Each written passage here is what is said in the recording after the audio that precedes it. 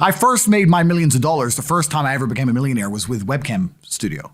Oh, really? I didn't know that. Yeah, this is how I first ever made money. I mean, I was a kickboxing world champion, but kickboxing's not boxing, right? Yeah. So I'd make like $100,000 a fight. You fight 2 or 3 times a year. You pay 20% to your manager. You pay taxes, but you're not rich.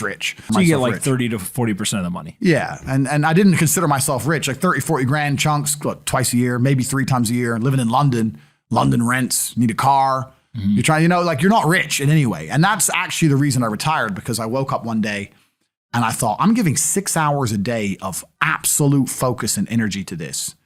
And I believe I'm smart enough that if I put that much tenacity into something else, I can be a multimillionaire. I truly believed that. I was like, I've realized now I've reached the pinnacle of kickboxing. My choice is either to change over to MMA, which I was offered to do earlier in my career, but at the time, the kickboxing contract paid more money. I had to pay the bill, so I went kickboxing. Change over to MMA, learn to wrestle, change over to UFC, blah, blah, blah. But this is also like 7, 8 years ago where even the UFC didn't pay the money it pays now. But the UFC still doesn't pay that much money from what I understand. No, if you're like top 5 or champion, yeah. But most of the dudes you're going to see there in the prelims, they're getting 10 grand a fight, 9 grand a fight. It's nothing, right? So it'd be like starting my career all over again. And at the age of 28, I thought, I don't have the gumption to start again. I've been through hell for this. I've broken my hand 8 times. My ribs have been broken. I don't want to do this all over again. So what do you do when you realize that, hey, maybe I don't want to keep fighting? I decided to get rich. What does that mean to you? When you're sitting there, you're getting, $30,000, $40,000 kind of net on a per fight basis. Is rich to you like, hey, I want a couple $100,000, $1 million, $20 million, $1 billion? I wanted 30 or 40,000 every month. 30 or 40,000 every month, so about $500,000 a year, give or take. Okay. I thought if I had that much money, I could do whatever I wanted. Okay. That's what I decided. So what's step 1 that you do? So step 1 is, maybe that's how we ended up here together, my friend. Step 1 is I decided to be very logical about it. Chess player, right? So it's like, I want money. What is money? How do banks work? How does credit work? What's fractional reserve banking? All these things we now know to be the biggest cons of the century, right? So I'm sitting there researching money for days and days and days. And then I get more mad because I'm like, whoa, money's trash and I don't have any. Now I'm really annoyed, right? I thought like everyone else did that, everyone puts their money in the bank and the bank takes some of other people's money and lends it out. I didn't know they invented it from the sky. I still at that point thought money was linked to gold. I didn't know nothing. So I'm learning all this stuff and I'm getting really angry. I'm like, now this is really annoying me. So anyway, I had a piece of paper there and I'm in my research phase and it start writing down some dude on YouTube. I don't know who he was, some dork. He was a pro gold guy. This is before, Bitcoin was probably around then, but like early. He was a pro gold guy saying buy gold, buy gold, buy gold. And he was saying the difference between an asset, a liability, et cetera, et cetera. So I started trying to write down what I had. I was like, I have an apartment, I have a BMW. I'm in good shape, but I already use that for fighting. What can I do? I can play chess. I'm just writing down the things I have and what I'm good at. And then I kind of realized, I was like, I've got like 8 girlfriends.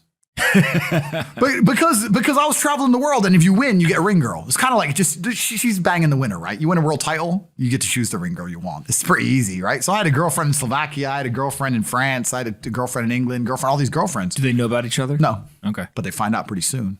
So I had all these girlfriends, so I'm like, maybe I could open a strip club and like be a pimp, and, be a gangster about it. And then that opening strip club that's literally the first thing you thought about was opening a strip club? Well, I thought I have these beautiful girls. How can this is before like Twitch existed.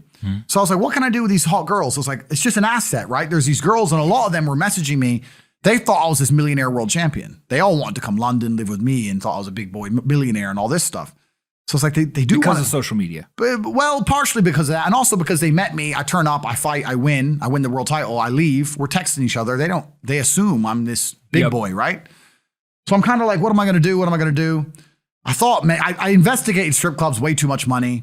But this asset class of beautiful women was kind of on my mind for a few days. And then by absolute coincidence, I stumbled upon somewhere on the internet. I was on one of those websites where you used to download like free games and bullshit from. And in the corner somewhere it said, hot girls want to talk to you now or something. I said, hot girls. So I clicked on that, not because I was interested, but because I thought I have hot girls. And it was one of those webcam websites. And I was like, so these girls sit here and talk to dudes for money. So I'm going to get my girls to and sit they're naked. They're just talking. How does it work? It's 50-50. I mean, it depends on the girl, depends what she wants to do. But the majority of the job is not based around being naked. The majority of the job is based around being entertaining and being easy to talk to. And the guys who are talking to you need to find you, that you need to remember their name, remember their dog's name. You have to be smart. You can't just be a girl and be a bimbo and be naked and make money. You have to be really smart, charming, interesting, happy all the time, positive. Mm-hmm. And I thought, I'm going to try this. So I messaged all 5 of my girlfriends, told them I had a job for them, explained to them what I was going to do. I was going to launch this company. 4 of them agreed. All 4 flew in, sat around the same table. They were all like, who's she, who's she, who's she? I'm like, well, you're all my girlfriends. 2 more left. And then 2 stayed. And that was the beginning of my little attempt at a webcam empire. And I put the girls there. And my role in it all was I did all the tech side of stuff, which is the first thing, of course. And then also, and I get called a pimp a lot. But the reason I use the term is because I don't see it as a negative term. I see it as positively inspirational and motivating person. I'd motivate the girls. I'd make sure they did their job properly. If they had a bad day online, I'd come up with a good excuse for them. Oh, it's been a football game. It's been really busy. Don't worry. You're so beautiful. Don't be upset. You did better than her. You did the best today. I keep everything organized, put the schedules together, all that kind of stuff. And is it hard? It's hard because women have to want to work for you. Okay. Women have to want to obey you.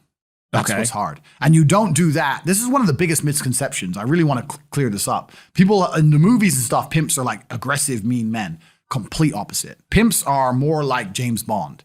James Bond's a pimp. He sleeps with a girl to get information. He doesn't care about her. He is absolutely and utterly a pimp. He doesn't hit her. He makes her love him. She does what he wants. He uses sex as a weapon to reward her, and then he disappears. That James Bond is absolutely and utterly a pimp. So I say pimp because everyone calls me a pimp online, tries to go, haha, you're a pimp, like I'm gonna get offended. It's like, no, beautiful women wanted to work for me, and they wanted to work for me because I displayed supreme competence. And they knew if they worked for me, they'd make a lot of money. So whenever I was out, I'd meet a waitress and say, well, look, you're working 10 hours a day for pennies. You can work 10 hours a day for me, make 10 grand a month, 20 grand a month. And over time, I just build up this big little empire of webcam girls. At one point, I had 4 locations, 75 girls working for me. And I was doing. And we say locations, like, explain what goes into a location. I just rent houses. All right. So you rent a house, and in the house, you just literally, hey, go live here. There's like technology set up. Yeah. And then you can basically just sit in front of the computer and literally be on the other end of one of these webcams. Yeah. And guys are paying by the minute, by the hour, whatever, to talk to you. Yeah. It's their choice whether they are doing it fully clothed, just talking, getting naked, whatever, and then you're taking some cut of it. Yeah, basically. So I had girls who would live in the house, and that was pretty impressive. I just broke down the webcam business. You done it, man. You nailed it. No background information. Yeah, you nailed it. You nailed it. You nailed it. So the girls who lived in the house would have set amount of hours they want to do, and then we'd have rooms that they could book in and do X amount of hours. A girl could come and do 1 a week or whatever. We'd have rooms they could share. And then, very much exactly like you said. They'd go online, they'd do their hours, they'd have their regular customers, they'd get their money. And then I'd take around half of the money, around 50%. You take 50%.